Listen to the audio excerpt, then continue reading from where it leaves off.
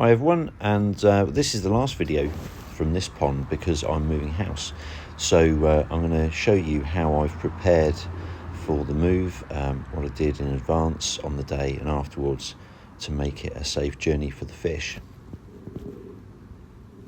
So the first thing to say is I agreed as part of the house sale that the fish could stay in the pond for about a month after I moved to give me time to build a new pond, and I'd say that's pretty critical, otherwise you'd be putting a lot of stress on yourself.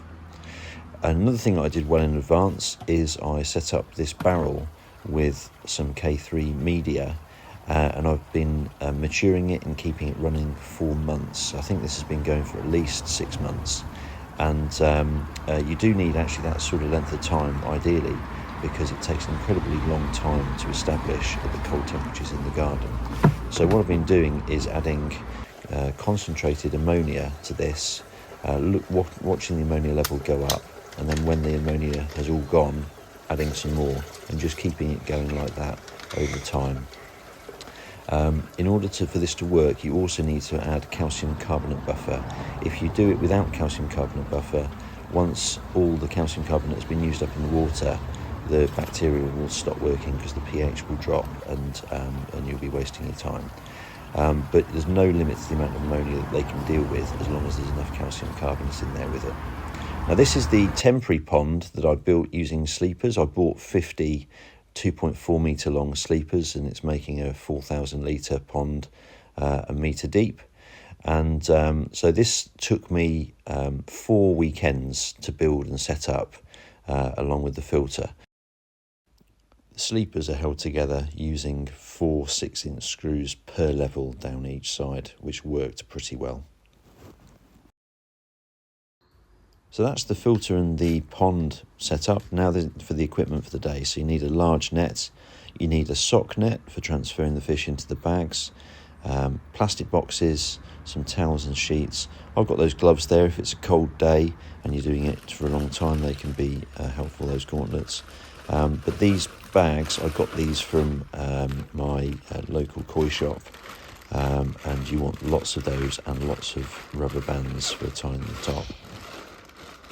So I'm double bagging here, just in case of a leak, but towards the end of the day I just went down to having a single bag because I was doing a quite short journey and those bags are pretty robust, and so there wasn't really likely to be a problem. If you're doing longer journeys, you definitely want to double bag, and also if you're doing a longer journey, you'll need to do more fish in one go. I mean, you may need to take all the fish in one sitting, and this actually takes up an awful lot of space. So if you are doing a large number of fish in one go, you'll need to have a van, and you could really do with having some extra hands available as well to help you, because it's quite a lot of moving things around in a short space of time. Now for smaller fish, which I'd say between 6 and 10 inches, you can get 2 in a bag, and this is quite helpful. So I've got 2 in this one, and I could get 2 bags in a box with the bag set sideways. For larger fish, you'll want 1 fish per bag, and you'll have to lay the bag on its length so as to accommodate the fish's length. And these bags are excellent for that, so you can lay them lengthways and give the fish all the space it needs. So I transferred the fish across 5 journeys, doing 4 fish at a time. So this is the first batch, and this is the first fish going in. Now a key thing when you're setting up a new pond is you want to have it at least a week set up, not for the chlorine, because you can remove that instantly using dechlorinator, but because of the temperature, because tap water is a lot colder than pond water. I did the move in September, which is an ideal time because the fish aren't too active, but it's also not too cold. But you need to make sure that the temperature of the pond you're moving them to isn't too cold, because that would extend the length of time you'd have to acclimatise them, and it would also be quite a significant shock for them, as they wouldn't be used to that colder temperature. So having done the first batch, now I'm doing some of the larger fish. I'd say do the smaller fish first, because you'll get the hang of it with the smaller fish, and then you can apply what you've learned to the more tricky larger fish, which are more difficult to get into the bag and generally accommodate as part of the move.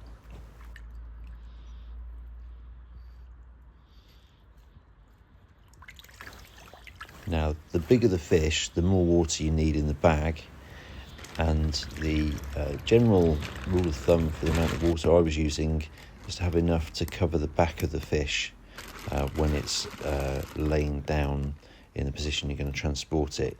You don't need to have too much water in there, and if you have too much, there's not enough space for air.